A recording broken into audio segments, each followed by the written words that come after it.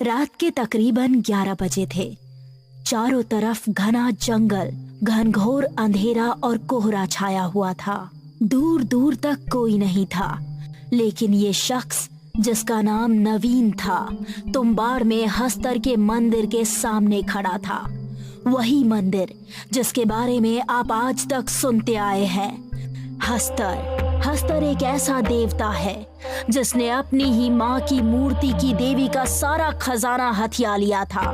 देवताओं ने उसको खत्म करने का निश्चय कर लिया था, लेकिन उसकी माँ पूर्ति की देवी ने उसको बचा लिया। लेकिन ये तय हुआ था कि हस्तर को कभी देवताओं की तरह नहीं पूजा जाएगा। बाद में तुम्बाड़ के लोगों ने अपने लालच के लिए यहाँ हस्तर का मंदिर बनवाया। हस्तर ने खुश होकर अपना सारा खजाना इस मंदिर के अंदर ही कहीं रख छोड़ा था, लेकिन गांव वाले उस तक पहुंचते उससे पहले ही देवताओं ने गांव के लोगों पर कहर बरसाया और इसको शापित कर दिया। उसके बाद जो भी इस मंदिर के अंदर जाता वो वापस नहीं आता था। तभी से इसके अंदर लोगों ने जाना छोड़ दिया और ये वीरान हो गया। ये सब पता होने के बावजूद नवीन आखिर इस मंदिर के सामने क्यों खड़ा था? पैसा, सिर्फ पैसे की वजह से ही आज प्रिया मुझसे दूर है। आज इस मंदिर से अमीर बनकर ही बाहर आऊंगा। वो मंदिर के दरवाजे की तरफ बढ़ गया। दरवाजा काफी बड़ा और भारी था।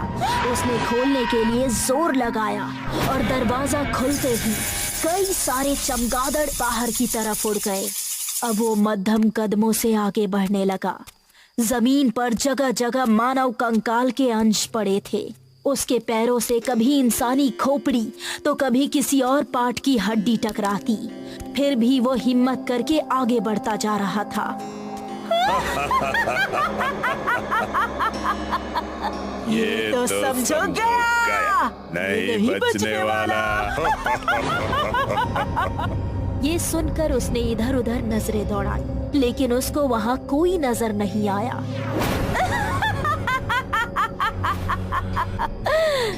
यहाँ आओ नवीन, सुनकर वो चौंक पड़ा। फिर उसने कदम उसी आवाज की तरफ बढ़ाए और सामने देखा तो उसकी आंखें खुली की खुली रह गई। एक बेहद खूबसूरत लड़की, या फिर ये कहा जाए कि बहुत ही खूबसूरत देवी, भड़कीले कपड़े पहने हुए सामने खड़ी उसको देखकर मुस्कुरा रही थी। नवीन की हिम्मत न हुई कि वो उसके करीब जाए। रुक क्यों गए नवीन? मेरे पास आओ, तुम्हें जो भी चाहिए वो तुम्हें जरूर मिलेगा। उसने नवीन की तरफ हाथ उठाया और अपनी बंद मुट्ठी खोली। उसमें रखा सोने का एक चमकता हुआ सिक्का देखकर नवीन की आंखें फट गई। देवी एक ही सेकंड में उसके करीब आ गई और उसने उसको कस के गले लगा लिया। नवीन के हाथ उसके बर्फ सी ठंडी कमर पर चल रहे थे और वो मदहोश हुआ जा रहा था। उसने मुस्कुराते हुए नवीन के कान में कुछ बुदबुदाया और कब नवीन की आंखें बंद हुई उसे पता ही नहीं चला। कुछ देर बाद उसकी आंख खुली तो उसने देखा कि एक भेड़िए की शक्ल वाला आदमी उसके सामने खड़ा था।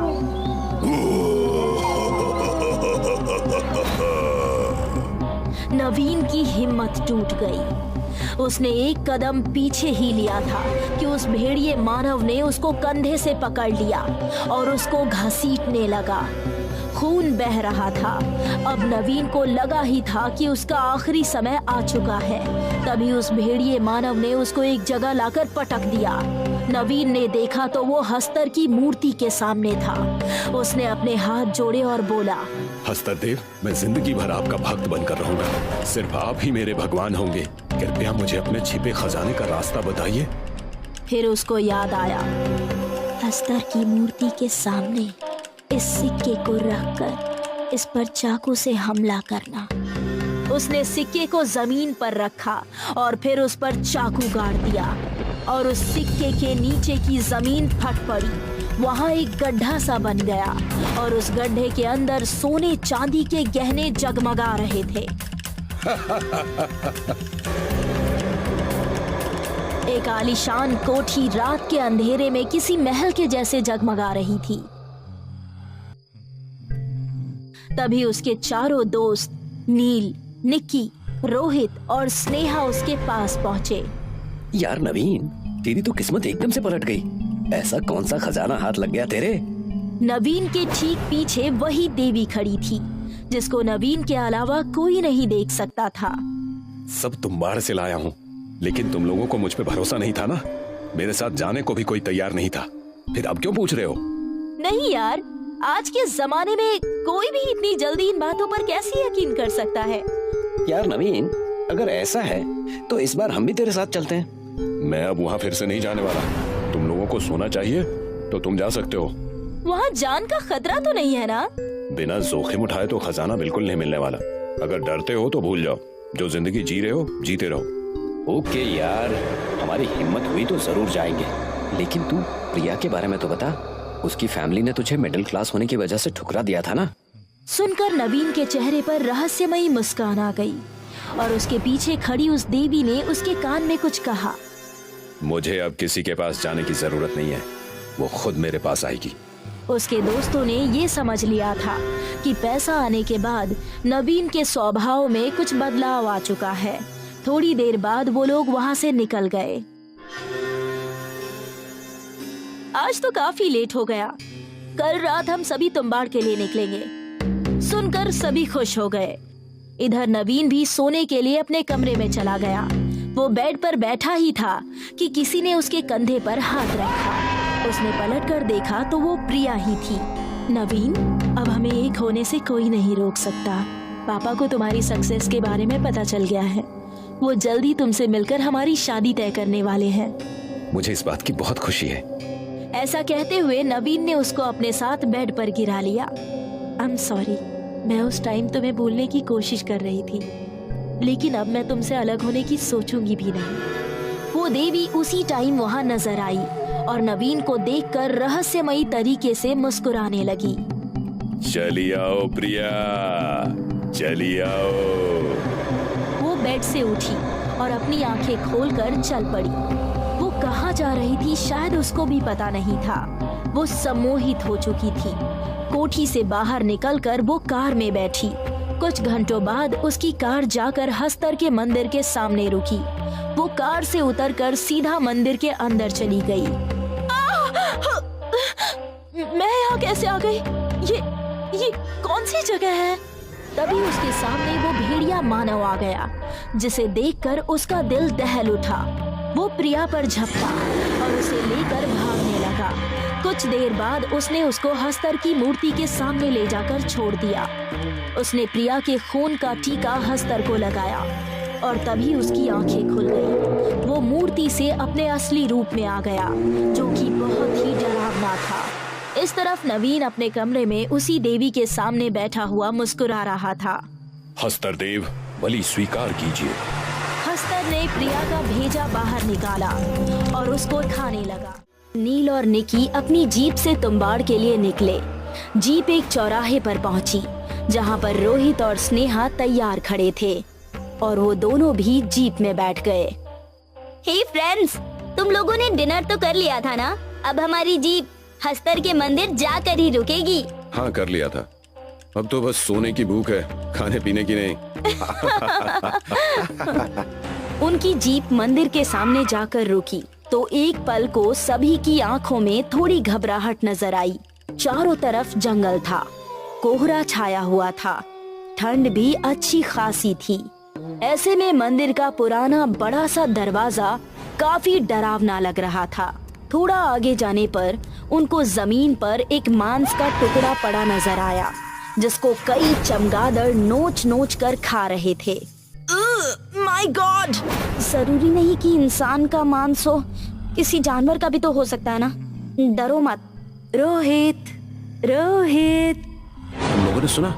कोई लड़की मुझे पुकार रही है। रोहित, मुझे सिर्फ तुम ही सुन सकते हो, क्योंकि मैं चाहती हूँ कि ये सारा खजाना तुम अकेले लेकर जाओ। मेरी आवाज की तरफ चले आओ। ये सुनकर रोहित के दिल में लालच आ गया। तुम लोग आगे चलो, मैं अभी आता हूँ। Nature's call. ठीक है, जाओ। रोहित उस आवाज के पीछे पीछे चलने लगा। कुछ देर बाद वो एक टिले के पास पहुंचा। कौन हो तुम? सामने आओ। मेरे पास आओ रोहित। उसको देखते ही रोहित के कदम उसकी तरफ बढ़ने लगे। रोहित ने देखा कि सामने दीवार के पास एक दरवाजा बन चुका है।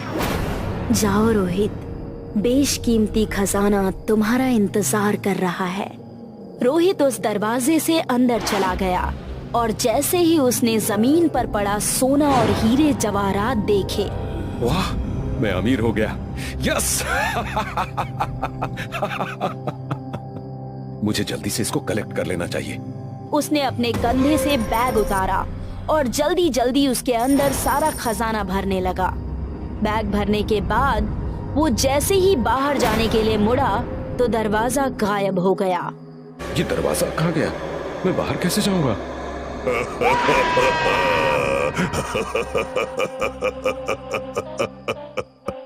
उसने पलट कर देखा तो उसके पीछे हस्तर खड़ा हुआ था। मैंने इस खजाने को मेरी माँ से हड़पा था, जो पूर्ति की देवी थी।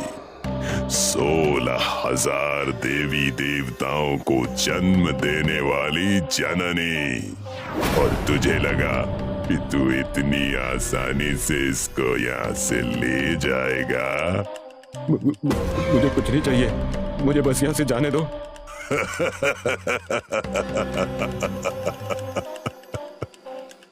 मुझे देखते ही हालत खराब हो गई। उसने तभी अपनी 2 उंगलियां रोहित की आंखों में मारी। रोहित दर्द से कराहता हुआ इधर उधर भागने लगा। उसके कानों में हस्तर की आवाज आ रही थी। उसी से दूर भागते भागते वो किस तरफ चला गया उसको भी खबर नहीं थी। यार, ये रोहित कहाँ रह गया? अभी तक वापस नहीं आया। निकी ने उसको कॉल लगाया, कॉल भी नहीं उठा रहा। पता नहीं कहाँ रह गया। हम आगे चलते हैं, देखते हैं ये आवाज कहाँ से आ रही है। वो तीनों एक रास्ते से होकर अंदर पहुंचे। जमीन पर सैकड़ों मानव कंकाल की हड्डियां पड़ी हुई थी, जिनको देखकर नील और स्नेहा की आंखें खौफ से भर गई। यार, इनको देखकर तो मेरी हिम्मत टूट रही है। चलो वापस चलते हैं। ये लोग कौन से हमारे रिश्तेदार थे? अगर यहाँ से हम वापस गए तो नवीन को देखकर हमें फिर से पछतावा होगा कि मंदिर जाकर भी खजाना लिए बिना वापस आ गए। बट यार, चलो ना आगे चलते हैं, क्या पता हमें आगे जाकर खजाना मिल जाए। वो कंकालों से बचते बचाते आगे बढ़ने लगे। कुछ दूरी पर उनको एक दरवाजा नजर आया। वो उसके अंदर गए तो देखा कि जमीन पर हीरे जवाहरात, सोने चांदी, जेवर बिखरे पड़े हैं। यस! आखिर मिल ही गया। Yes! Now we all are rich. Yay! तीनों खुशी से उछल पड़े। तभी रोहित के कानों तक उनकी आवाज पहुंची तो वो भी उनकी तरफ भागा। कहाँ हो तुम लोग? मैं यहाँ हूँ। निकी, नील! उसकी आवाज सुनकर तीनों ने देखा, उसकी आंखों से खून निकल रहा था। रोहित, ये क्या हो गया? किसने किया ये? हस्तर ने। वो जाग उठा है, बहुत भयानक है वो। सुनकर सभी लोग डर गए। हम बस थोड़ा सा खजाना ले लेते हैं, उसके बाद यहाँ से निकलते हैं। उस खजाने को हाथ भी नहीं लगाना, वो यहाँ आ जाएगा। उसके कहने से पहले ही निकी एक हीरो का हार उठा चुकी थी। अचानक वहाँ हस्तर के हंसने की आवाज गूंजी। तीनों ने देखा कि सामने से खौफनाक अवतार में हस्तर चला आ रहा है। मरने के लिए तैयार हो जाओ। निकी ने रोहित का हाथ पकड़ा और फिर सभी वहाँ से भागने लगे। हस्तर ने पहले नील को पकड़ा और एक ही झटके में उसकी गर्दन धड़ से अलग कर दी। फिर उसने स्नेहा के कंधे में दांत गाड़ दिए और उसकी जान निकल गई। आखिर में उसने रोहित का हाथ पकड़कर खींचा तो निक्की का सर दीवार से टकरा गया और वो वहीं बेहोश हो गई। उसने रोहित को भी खत्म कर दिया और फिर निक्की की तरफ बढ़ा। निक्की को देखकर न जाने उसको क्या हुआ, उसका गुस्सा शांत हो गया और वो उसके पास ही घुटने टेक कर बैठ गया। तभी निक्की की आंख खुल गई और हस्तर का चेहरा देखकर उसकी रूह कांप उठी। हस्तर प्यार भरी निगाहों से चेहरे पर मुस्कान लिए उसको देख रहा था। निक्की भी डरी हुई नजरों से उसी को देख रही थी। वही नीली पोशाक, वही खूबसूरत चेहरा, वही शरीर, देवी स्वर्णलेखा। ऐसा कहते हुए उसने निक्की के गाल पर अपना हाथ फेरा।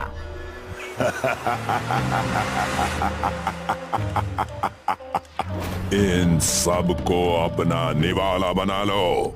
सुनकर भेड़िया मानव जमीन पर पड़ी लाशों पर टूट पड़ा और उनका मांस खाने लगा।